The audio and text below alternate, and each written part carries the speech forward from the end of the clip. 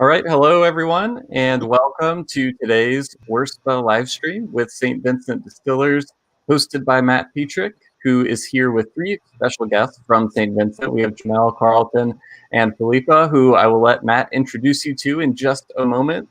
Before we jump in, real quick, my name is Will Hookinga from Savvy.co, and just to give you a quick lay of the land, I'll let you know a few different ways you can interact with your hosts and presenters throughout the presentation today. So to your right, you'll see a chat box. Feel free to say hello.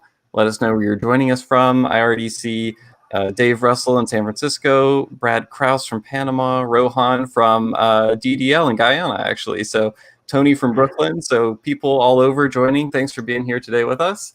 If you have a question at any point during the live stream, there's a button at the bottom of your screen that says ask a question. Just enter it in there. Matt will be keeping an eye on those throughout the presentation.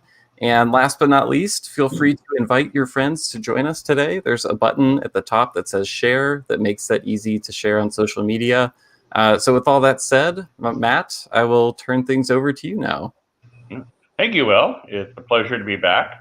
I believe this is our 13th WORSPA behind-the-scenes video that we've done with the various WORSPA member producers of the Caribbean.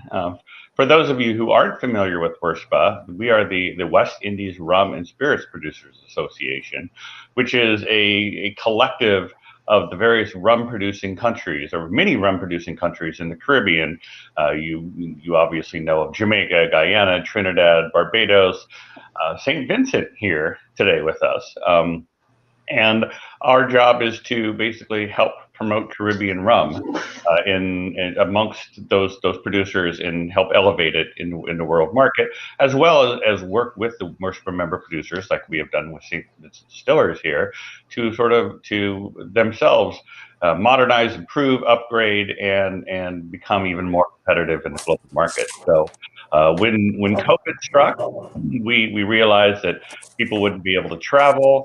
We wanted to keep people connected to the rum community. And so we started this series of sort of taking people behind the scenes at the rum distilleries for a sort of a virtual tour, if you will. And an opportunity to meet the people who are actually making the rum, working at the distilleries. You know, there's plenty of brand ambassadors out there, and they're great people, and I love them. But sometimes it's good to see the people who are actually making the rum, and so we're very proud of what we've done here. Like I said, I believe this is the 13th one we've done. We've done them with DDL and with Mount Gay and St. Lucia Distillers, and a whole bunch of them. They're all available on the Authentic Caribbean Rum YouTube channel. I'm continuously posting links to them, so they should be easy to find. With that sort of preface set aside, we're going to jump to the distillers here. I'd like each of you, to introduce yourself just briefly. Give us like a sentence or two about you and what you do at St. Vincent Distillers. So let's start with Phillippa. Hi, I'm Phillippa Greaves. I'm the marketing manager here at St. Vincent Distillers. So I get to know all the barmen and all the restaurants and all the bars. I think I've got the best job. That sounds like fun. Carlton, how about you? Yeah, my name is Carlton Child. I'm the production plant manager here at St. Vincent Distillers. Well, my job is just making sure that we have rum. Produce the rum for Phillippa to market it. That's my job. Make sure that the factory is up and running and producing rum. That sounds like an amazing job as well. It is. It is. Yeah, cool. Yeah. And Jimel. Yeah, hi. My name is Jimel Lewis. I'm the rum bun / bottling plant attendant here at St. Vincent Distillers Ltd. And I get to work closely with all rums every day. Sounds like my dream job. All right, so let's jump into the presentation. Jimel, take it away. St. Vincent Distillers Ltd, as it is affectionately known as the only distillery located on the island of St. Vincent and the Grenadines. St. Vincent is a 32-island state, which includes the Grenadine Islands, thus the name and the Grenadines. We are famous for our La Soufrière volcano, which last erupted in 1979. We are also known for our famous Mustic Islands and Tobago Keys Marine Park, which is an attraction for the yachting tourism. Now, I will now give you a brief history about the distillery. In 1928, the Montbentic Estates shareholders built the first distillery. It was built to make use of the molasses which was readily available by the sugar factory, which was conveniently located next door. It was then called the Montbentic Distillery and only produced white strong rum. Okay. So that was a column still. It looks like that may have been a column still house. Was it column still back then, or was it a pot still? That is a question that Mr. Childs can answer. It was a pot still. Originally, it was a pot still up to 1985. Okay. It was a pot still up to 1985 when they redesigned the old sugar factory and put in the column still in the old sugar factory section. Okay. So if we have any old, very old St. Vincent rum, we might have some pot still rum. Yes. Excellent. All right, keep going. Yes.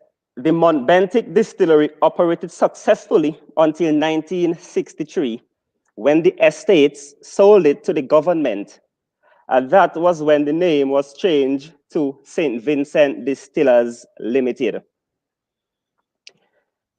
In 1985, sugarcane ceased to be cultivated in St. Vincent, and that forced the closure of the sugar factory. But the distillery continued to make rum with the importation of molasses from Guyana.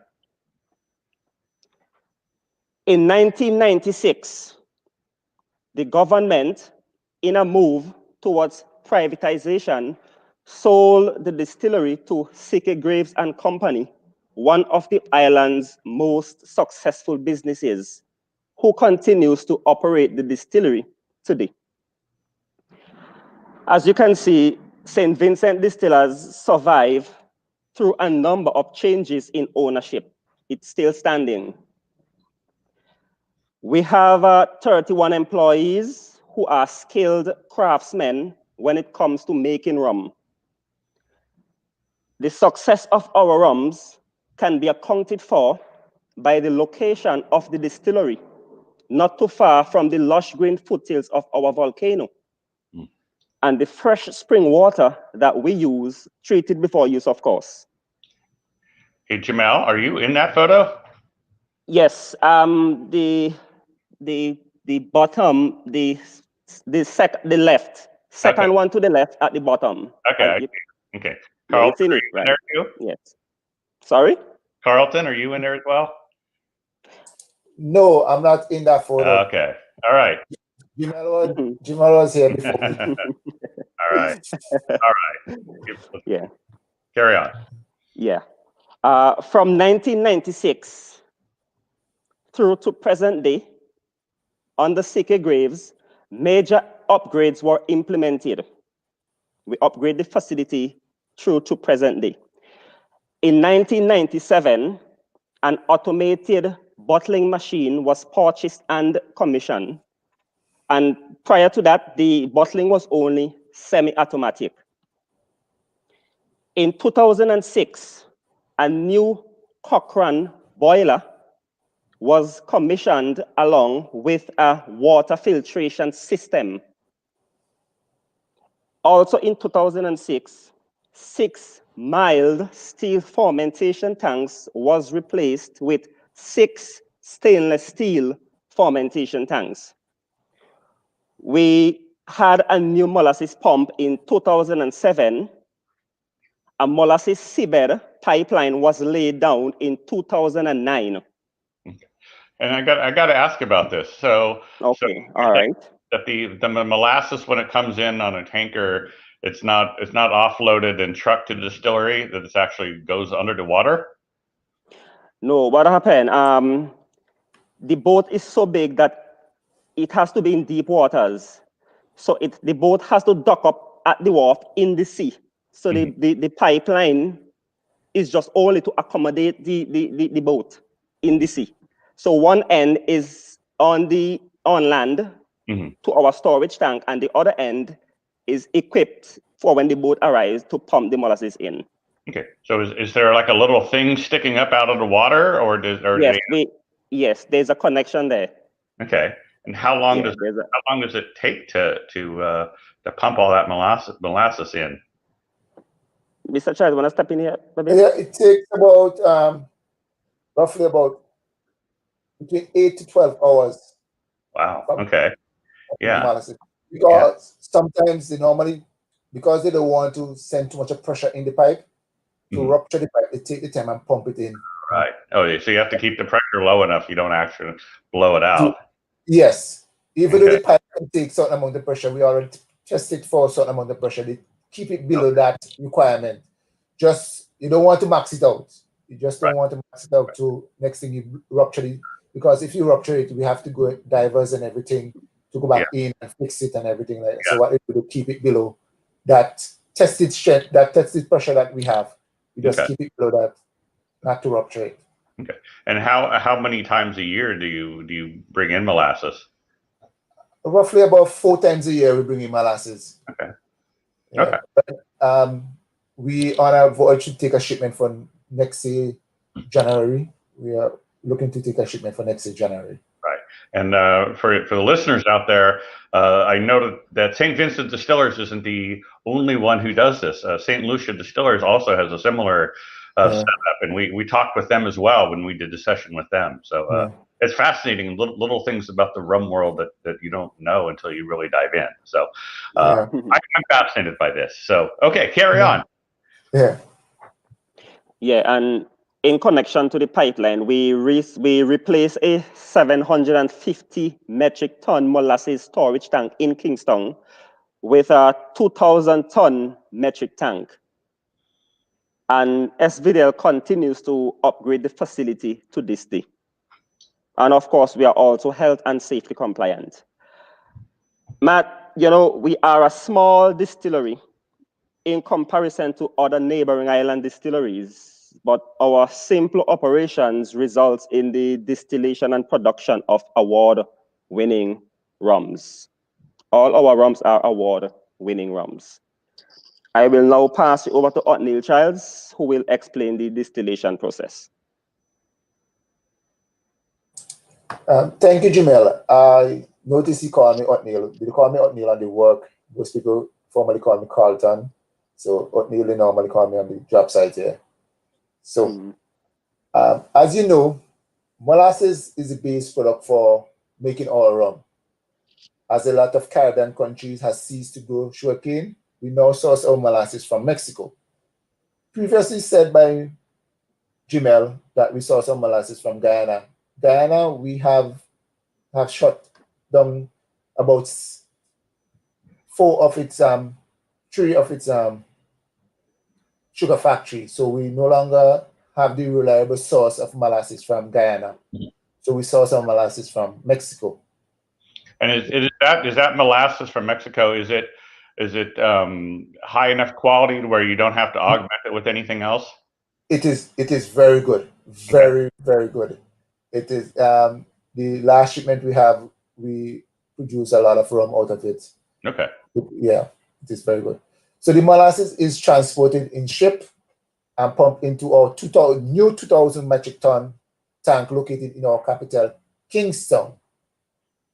From there, it is transported to the distillery by a tanker and pumped into our molasses holding tank at the distillery. So we have a holding tank up here at the distillery where we pump that is the holding tank there. It is maintained and by us and everything like that. There are 2 steps to making alcohol: fermentation and distillation. We have 10 stainless steel open vats. We have an open vats system. We use a standard dry yeast for the propagation process. The molasses is pumped into mother A and mother B, where the yeast is added and left for 24 hours. After 24 hours, it is ready for the additional of remaining water and the molasses at the 23 bricks requirement and feed into the 8 other vats and left to ferment. Okay. The fermentation typically will take 36 hours before we distill it. Okay, so you're buying like a dry yeast from Lavamond or somebody like that. You're not propagating your own yeast. No, we're not propagating. It's a dry yeast. Okay. That we use. We're not propagating our own yeast. Right. Okay. And we leave that yeast with the propagator for 24 hours first. We run about 27 brick for the first run, and leave that for 24 hours. And then after 24 hours, we start our molasses and at 23 brick to keep the propagator moving and filling the other 8 vats. Okay. And after the other 8 vats are filled, we leave them for 36 hours, and then we start our distillation process. Okay. And so because they're open tanks, you're getting, in theory, getting some impact from wild yeast in the air as well, correct? Yes, exactly. Okay. And what is the typical ABV when you're done with fermentation? What is the cane wine? Typical ABV will be about 6 to 7%. Okay. 6 to 7, yeah. Okay. Yeah, but we had a little good news this week. We had up to 9% this week from the same molasses that we received from Mexico, which is a very, very good sign. Okay. Yeah. So do you have like a pipeline where like every day or so you basically start another batch and is it progressing through, or is that a system like that? It is every day we every week we set up the fermentation every week. Okay. So we fill the vats every week, and then after we start distillation, we start the process again to refill the vat to distill next week. Okay. That's how we do it here at St. Vincent Distillers. You're not running 7 days a week. No, we're running basically 5 days a week. Yeah. Okay. Okay. Saturday is left for little maintenance and cleaning. Most of the time it is left for cleaning, because we normally do a little, not a general cleaning on Saturdays, but a small cleaning on Saturdays to make sure that we have the bacteria out and some of the muck and the stuff out for the distillation to be as smooth as much, and we can get as much rum out of it as possible. Okay. Okay. Keep going. The slide you are looking at is the boiler, which provides the required steam for the still. The still is a John Doe still. It's a 2-column still split into 2, an analyzer column and a rectifying column. The still was commissioned in 1985 with a capacity of 700 imperial gallons per hour.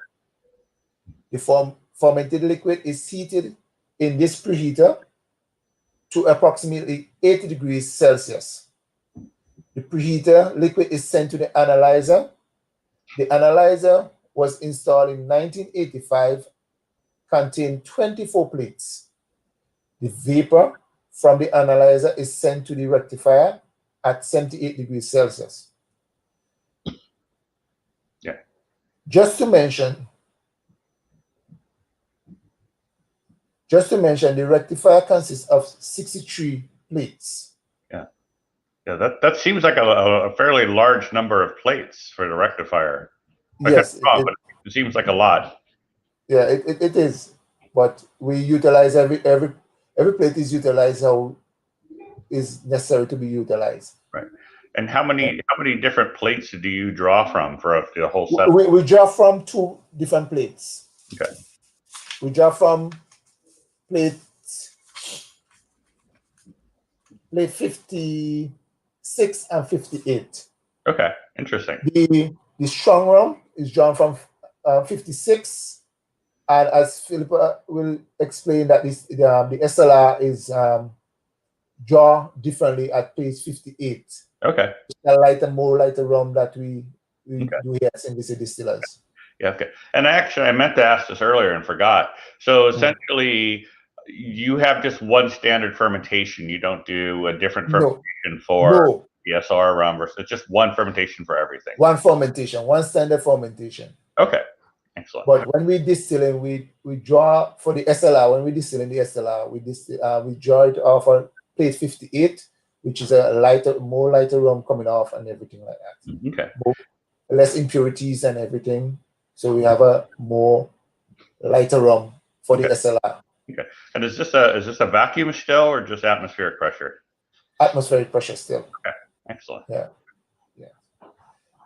The distillate collected at 95% alcohol and is then gravity feed into the receivers where it is tested for strength and quality. So those are the four receivers that we have there. From here, it is pumped to the rum bun to be broken down to 87.4% alcohol. At this point, it is ready to be casted or sent to the bottling plant. And is it like a very progressive reduction? Do you have to do this reduction very slowly, or is it can you just add all the water at once? We just add all the water at once and reduce it to 87.4. That's why we reduce it at the rum bun at 87.4. Okay. And then that 87.4 is then sent over to the bottling plant to further reduce to 84.5, which is very strong rum to be bottled. Okay. We cast at 87.4. We put into the cast at 87.4. Wow. Yeah, that's on the high end of what I've seen before. Yes, it's very most people other distillery ask us why we do that, but we made it that way and it was producing award-winning rum, so we're not going to change it. Okay. If it's not broken, that's all put by our boss, Mr. Greaves. If it's not broken, don't change it. Okay, correct. So are these casks by then, are they fairly neutral when you've acquired them, or no? Are you looking for a lot of wood extraction? They already use bourbon barrels purchased from Kentucky. Okay.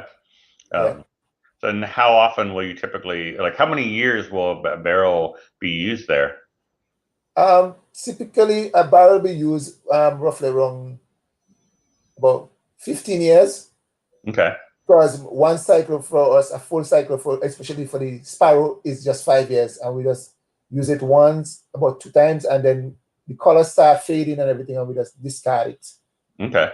Yeah. And I don't know if you're going to address this yourself, but do you do barrel consolidation or like rums of the same batch consolidate to reduce angel share? No, we do not. We do not touch our barrels until we are ready for them. Okay. We do not touch them until when we are ready for producing a 5-year-old rum, which is a Sparrow, or the 8-year-old rum like the Captain Bligh. We have our data and we go in and we take out the barrels which is dated already before they went in, and we look for the 5-year-old and the numbers, and we take them out, and then we put the rum, the barrels of the same age, we combine those to do the necessary rum.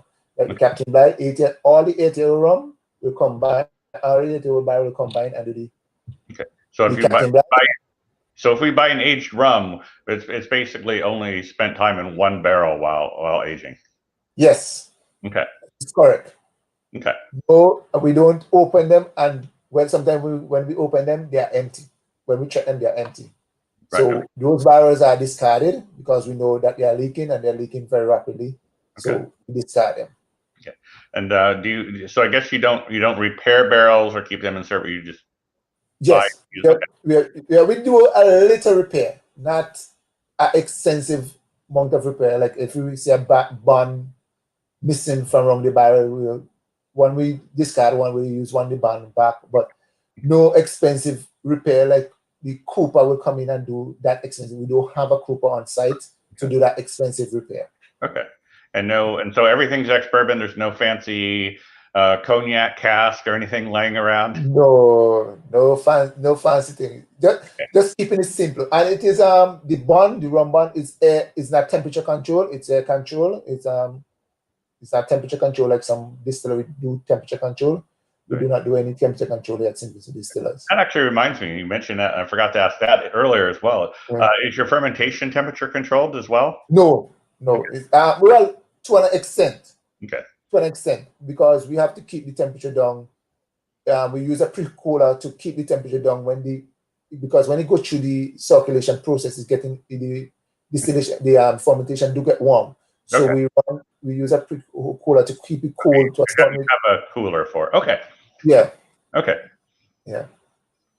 So when the distillery was privatized in 1996, there was only 50 barrels of rum aging.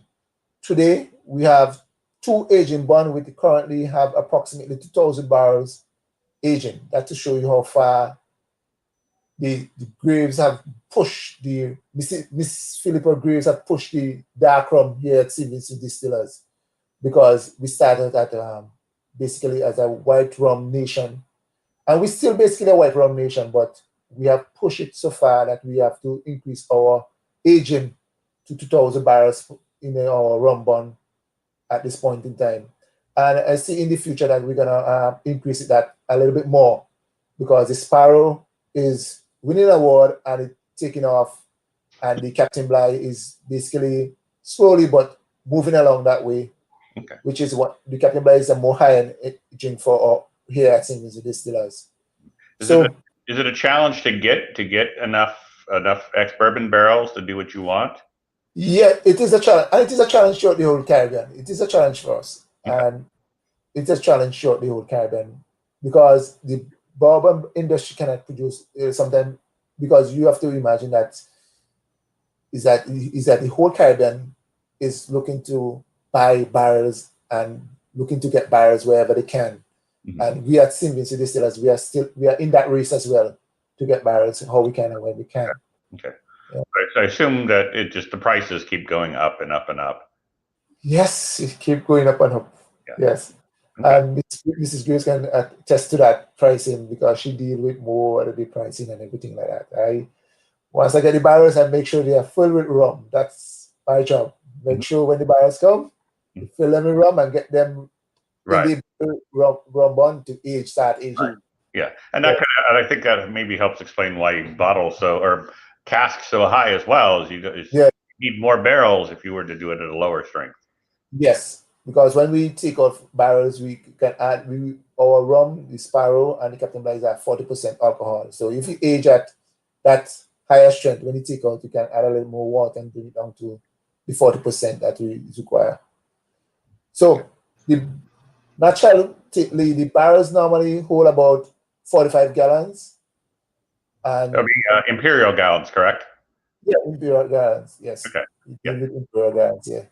That's confusing in the past, because we in America think of a bourbon barrels 52 gallons or 55 gallons, and so it confused me for a while. So okay. Yeah. So, let's now go to the bottling plant. So, we have 2 bottling machines. The rum is pumped over from the rum barn into this tank, where it is further broken down to the required strength depending on the rum, and it is filtered and pumped into the bottling machine. There is 2 sections. The filtering, so it's not chill filter, just a more normal filtration. Yeah, we use a sheet filter to filter the rum, and we now not too long ago, introduced some carbon filters. It was recommended to introduce some carbon filter for the SLR, because we filter that a lot. I could tell you that we filter that about constantly, just to make sure that we have that smooth taste for the SLR. Okay. We filter that with a carbon filter. The strong rum is normally filtered, normal filtering, and the Sparrow is filtered, same normal filtering, but the Captain Bligh is filtered, same normal filtering, but the SLR is filtered with a carbon filter at this point in time. So there is 2 sections to the large bottling machine, the filler and the labeler.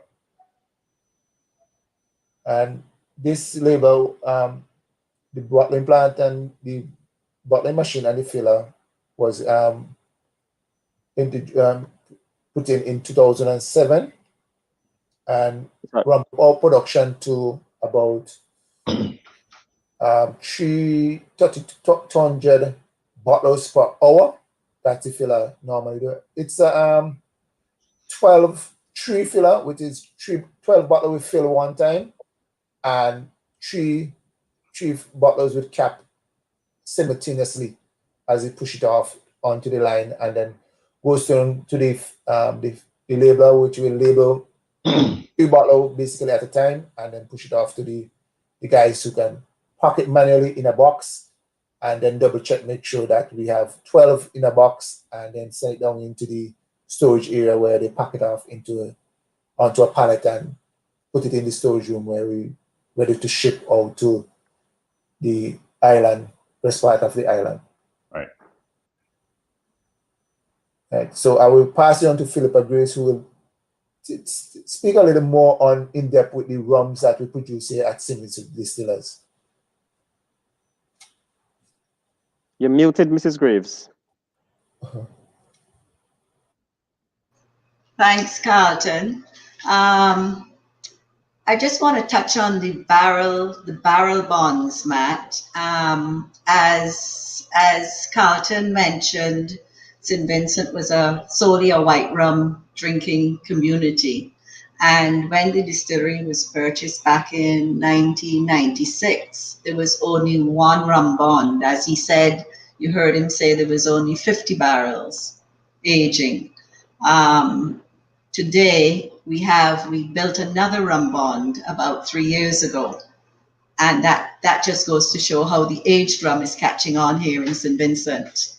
I'm pushing to get another bond done because, of course, we can't age rum fast enough. Right. It seems to be a popular thing. So hopefully in the next year or two, we'll have another aging bond. Today, we produce 4 rums, as you see them there. We have the Captain Bligh, the Sparrows, the Sunset, and the SLR. As Carlton again mentioned, the SLR comes off at a higher plate. So they're all 40% per volume, with the exception of Sunset Strong Rum. The Captain Bligh, the first one I'll touch on is the Captain Bligh XO. That's an 8-year-old rum. That's a gold medal winner. And we're very proud to say that it won the world's best rum in 2014 at the World Rum Awards in London. This rum is more often enjoyed on its own or on the rocks. Okay. It's actually, yep, go ahead. Is this your primary sort of rum you're promoting for export? Yes. Okay. It's our top end. We call it our top end or premium, okay, high-end rum. Okay. Just a little bit of trivia. It was actually named after Captain Bligh, the infamous Captain Bligh, who actually came to St. Vincent back in 1793 and brought the first breadfruit tree, the first breadfruit plant from Tahiti. Of course, I don't know how many of you would know, but here in the Caribbean, well, here in St. Vincent, anyhow, the breadfruit is a staple diet. So we've kept that name, and it seems to resonate around the local population because there's a little bit of history there for the Captain Bligh rum. Sparrow's premium rum, again, is 40%. That is a 5-year-old rum, and that has also won numerous gold medals internationally. The very first Pirates of the Caribbean movie was actually made here in St. Vincent, and you may recall that the famous Captain Jack Sparrow had a huge affection for rum. So we rebranded that rum and named it Sparrows. And that seemed to have resonated among the local population here as well. What was it called before? It was called Sunset Premium Rum. Okay. Yes. So we took the word sunset off of it and just have sunset on the one rum now. Okay, yeah. Like if we were to look for it, outside of St. Vincent, if we saw an older bottle, we'd know what to grab. Yes, exactly. Well, that was back in maybe 2008, 2009 that we rebranded it. So I don't think you'll find any Sunset Premiums around now. You might be surprised. There's some liquor stores with bottles that are 20 years old. So yes, quite true, quite true. The next one is this SLR white rum, also at 40% alcohol. This rum, as we mentioned, is taken off at a higher plate. It's a smooth rum, and it makes a mean mojito. A lot of the bars and restaurants here make mojitos with SLR, and of course cocktails. And we also have a few people that just love their SLR and Coke. Okay. You know, the white rum drinkers. Okay, and just to be clear, so there's no age at all on this. No age on the white rum. Not an aged and filtered rum. Okay. No. We have a question from Dave Russell, which I think you've answered already implicitly, but I'll ask it explicitly. Yeah. He wanted to know, is the difference between the SLR and the VSR, the very strong rum, is the difference simply the dilution with water No, it's not. Completely different. It's a completely different rum. It comes off at a higher plate. It has a completely different taste. Right. And actually, SLR, and that was an error that we made when we first branded it. When we branded it originally, it was actually called Sunset Light Rum. And that was a huge error on our part because people automatically thought that it was Sunset Strong Rum made a little lighter. Mm-hmm. And we decided, to sort of remove that thought, we would rebrand it as SLR. Funny enough, there's still people believe that it's, they still call it Sunset Light Rum. Right. So we're actually looking at rebranding it again, taking that SLR right off, you know? Yeah, and I know for the photography enthusiast, it also, is a camera, is this type of camera as well. So it's the first thing I think of. Yes, exactly. So we're hoping to rebrand that sometime next year. Okay. So, and of course, last but not least is our famous and iconic Sunset Strong Rum. This packs a punch, of course, at 84.5% per volume. Sunset Strong Rum won the prestigious award of the world's best overproof rum in 2016, also in London at the London Rum Awards. Sunset Strong Rum cannot be taken on flights, so we have a lot of Vincentians who are coming home on holidays, and they would love to take this rum back to wherever they go, and it's not allowed on any aircraft. It is the most sought after rum here in St. Vincent. It's one of our best sellers, and you can find Sunset Strong Rum in every single bar and every single shop on the island. You won't find it, of course, at the duty-free shops at the airport, unfortunately. Besides being very popular with the men, it's also extremely popular with the ladies because every Christmas cake must have Sunset Strong Rum in it. The ladies love to soak their fruit. As you know, the Caribbean Christmas cakes all have fruit soaked in rum, and the Vincentians soak their fruit in Sunset Strong Rum. So it's a multi-purpose rum, we would like to say. Yes. While Sunset Strong Rum is, you can say, is the rum of choice here in St. Vincent and our bestseller, the marketing of the Sparrows and the Captain By during the last, so you can say 8 to 10 years, those two rums are proving extremely popular among the younger folk. I think the younger generation are getting more sophisticated, and they want to see something brung in their glass rather than a white rum.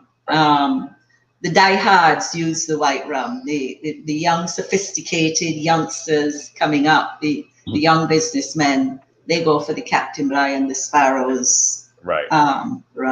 Right. I think that's sort of a misperception around a lot of enthusiasts and new enthusiasts is they think they go to the Caribbean and they're all drinking, 12 or 21-year-old rums. And correct. Not really that hasn't been to Caribbean culture for a long time. It's more white rum culture. But of course, it's great to see, the move towards aging, premiumization, more money flows to the producers for doing that. So it also, with the aged rum, of course, it also puts more pressure on the producers to age more, because aging is a costly exercise, as you know, right. and it takes time.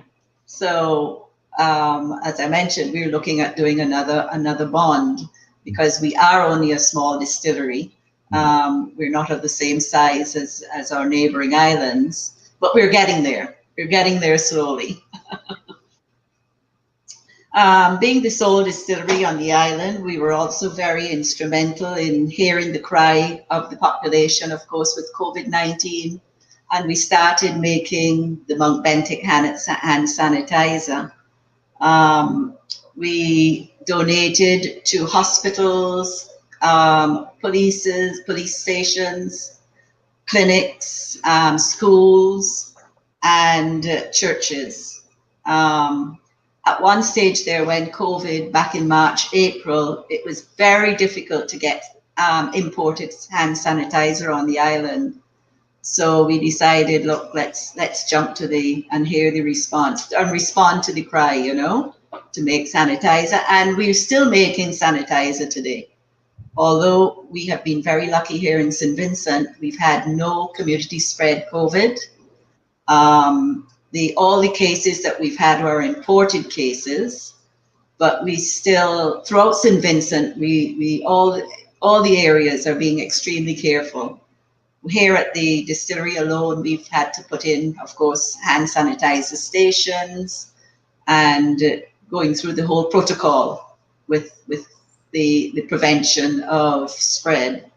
So this is a new product that came out of necessity for 2020. Right.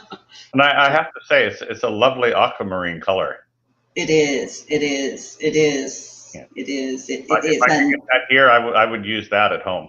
Yeah, well, funnily enough, we've had inquiries from other places, if we would import it. Right. But of course, it's made with a strong alcohol. So, right. And we're only making it in small quantities that is necessity here on the island, Right.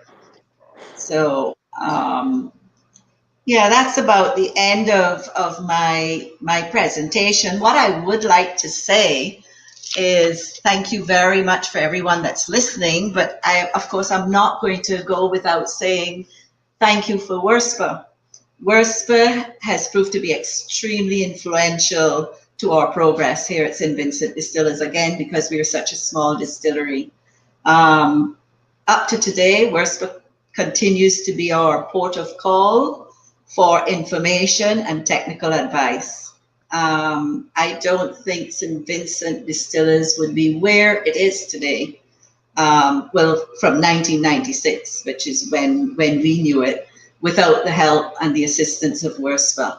And Vaughn is just amazing, if I may say so. I agree. Yes. So I should know this off the top of my head, but I believe that St. Vincent participated or was part of the EU rum program in 2006, 2007. Yes, we did. Yeah. Very much so. Yes, we did. So I assume some of those, the boiler upgrades and the bottling plant, I assume were part of that. Correct. The vats, the boiler. There were some pumps. They were all influential in helping us to get that off the ground. So, Great. And up to today, there is talk from the directors of expanding our production. And as we speak, there's discussions going on with WRSPA on the way forward for that. So that's something that will come again in the next couple of years. Great. So we have a few questions here. I'm gonna jump in and ask mine first. Can you tell us a little bit more about the export? Like, where are your primary export markets? And if we wanted to get, short of coming to St. Vincent, which I would love to do, short of that, where are the primary markets where we might be able to find St. Vincent Distillers rum, and which products in particular would we find? Right. You need to come back. You need to make a trip to St. Vincent. I want to. It looks beautiful. So. Our primary market at this stage is USA. Of course, in the USA, you have different rules for different states. So at the moment, we're in New York. Okay. The distributor is located in Maryland, and he is trying to get into the other states. Okay. I believe he's actually concentrating on Florida at the moment, but our rums are available in New York. Okay.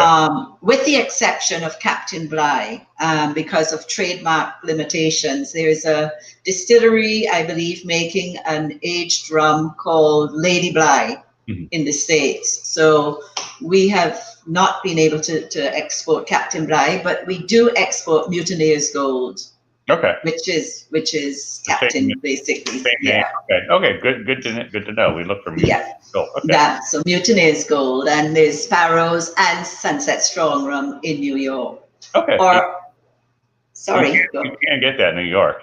You certainly can. Okay. You certainly can. And the Vincentian Diaspora, the minute the Sunset Strong Rum hits New York, within 2 weeks, it's exhausted.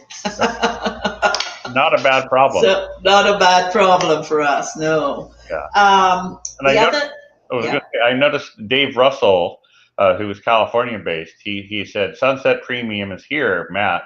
So I don't know if he meant it's available in California or if he just meant in the U.S. But Sunset Premium, we haven't made. That's the Sparrows. We haven't made that for many years. So it might be still left over, in maybe some California liquor stores. Yes, obviously, because it's a lot of years that we haven't produced that. Okay. The other big export is UK. Okay.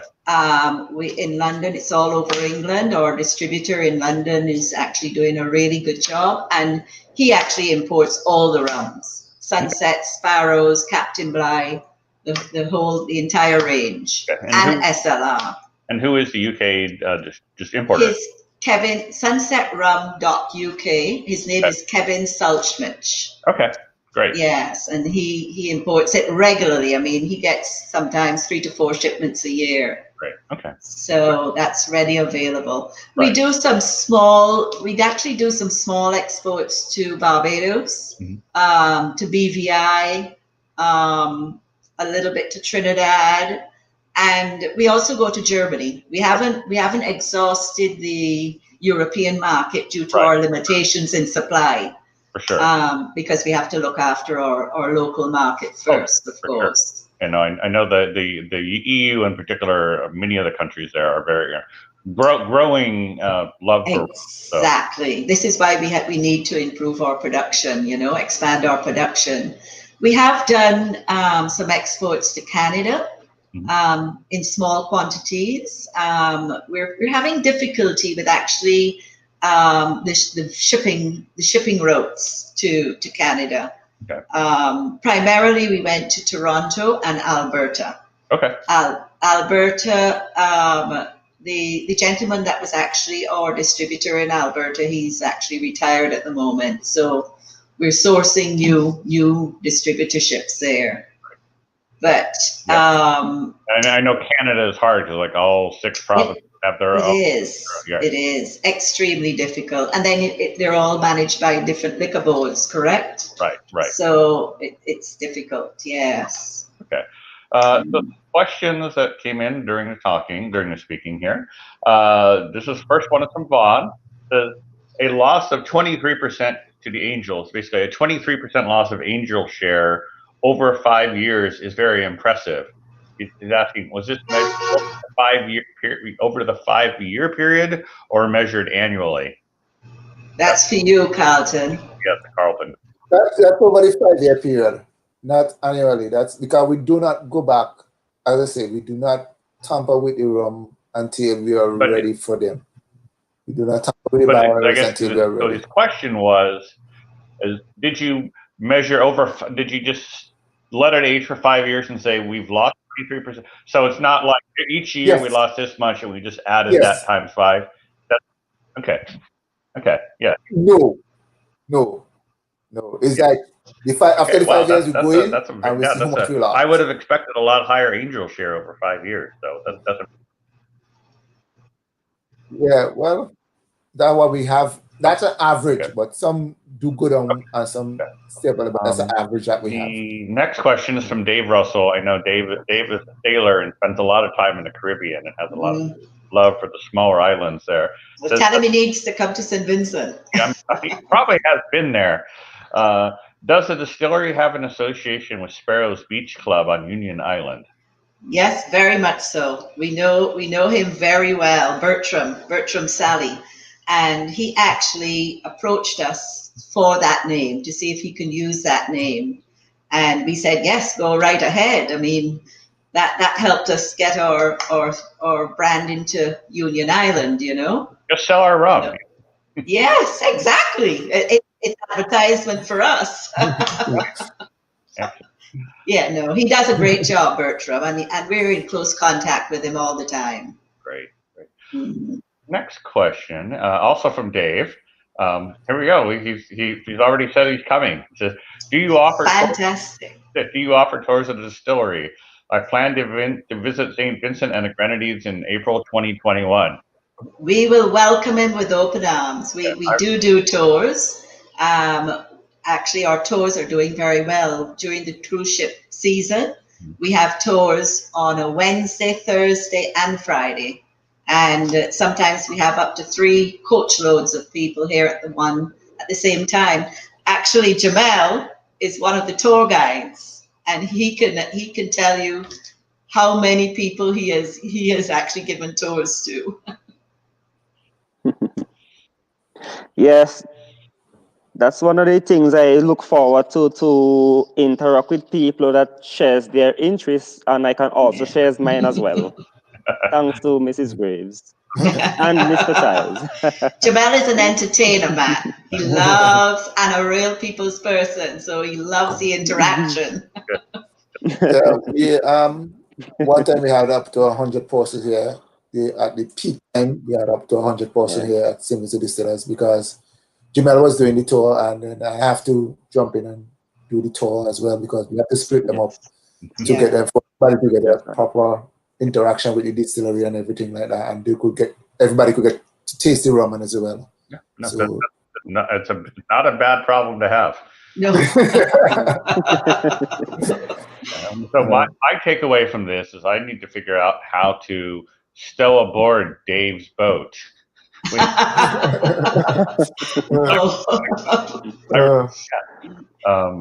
So Dave also asked, and I think, again, we answered this implicitly, but I'll ask it explicitly. For how many years was Sunset Premium Rum aged in barrels? Oh, that was way back when we first purchased the distillery. I would say it would have been a 5-year-old. Wow. Yeah, because back then it was a very slow seller because St. Vincent was very much a white rum drinking, community. Right. So the aged rums did not really sell a lot. So I would say, off the top of my head, would have been a 5-year-old. Okay. That would have been my guess as well. Yeah. Yes. Okay. Vaughn asked a question. Says, I believe I heard that while your still is stainless steel, the rectifier has a copper section, a copper tray section. Yes, the rectifier. You have the top, the 1, 2, 3, 4, 5. But 5 section of the rectifier is copper, which is about average about 40 chairs is in the copper section. Okay, so basically everything down to where you take the lowest plate you take off of. Yeah, well, more than that. More than that, but at least that. Okay. Yeah, it's copper. Okay. Yeah, that is copper. Okay. Another Vaughn question. So this is an odd question. but many of us do not appreciate the challenges in obtaining molasses. The question is, how long does it take for a molasses truck to get to the distillery from the port? Oh, from the port. Well, it take about an hour drive from where we are to Kingston. So it's just about an hour drive go and an hour drive come back up. So it's take about 2 hours. Okay. But because we have the holding tank in town, we don't have to truck it up immediately when it pumps in off the ship. We normally use the holding tank and it's gradually trucked up every day, 2 trips per day. And once we run a little bit low, we increase it to about 3 trips per day. Okay. Because Josh, where we are looking here, I'm on with Josh Long is that. Okay. So you have operate. It's not like it's not where you can just fill up your tanks for a month and not worry about it. Like it's an everyday thing. Yeah, it's an everyday because once we start our fermentation, we're taking molasses from the tank that we have up here. So we just continue replenishing the tank all the time and keep it full all the time. And that tank at the port is entirely devoted for you. It's not a general molasses tank for anybody else. No, that is just for St. Vincent Distillers only. Okay. Yeah. Okay. Yeah. Just to mention there, Matt, the tanker that brings the molasses up from Kingstown, he does 2 trips a day. Okay. Mostly. Sometimes if we run very low here at the distillery, we would put him on to 3 trips a day, but mostly it's 2 trips a day. Okay. He does. And he starts very early. Some mornings he starts at what time, Carlton? 5 o'clock? Yeah, 5 o'clock in the morning. 5 o'clock in the morning. The reason for that is that there's a terrible traffic at 8 o'clock. Right, yes. Yeah. So what we go 5 and by the time 8 o'clock he's back at the distillery. Right, yes. When he leaves the distillery, he's back down in town for like 9, 10 o'clock, 9:30, 10 o'clock. Right. All the traffic already clear up. Everybody don't go on school. Workplace already open, so the traffic already clear up. So he just go all the way through, and then he's off the road by 12 o'clock midday. He goes home, correct? Yeah, he goes home by 1, 2 o'clock. He's back up here because they do a little errands for the distillery in Kingston, where most of the center of the business basically is of Kingston. Yeah. No, I know a little bit about Caribbean traffic, so yeah, yeah. So. Yes. We send it all so we can get rid of that traffic and save a lot of stuff, a lot of wear and tear in that traffic. For sure, so, for sure. Yeah.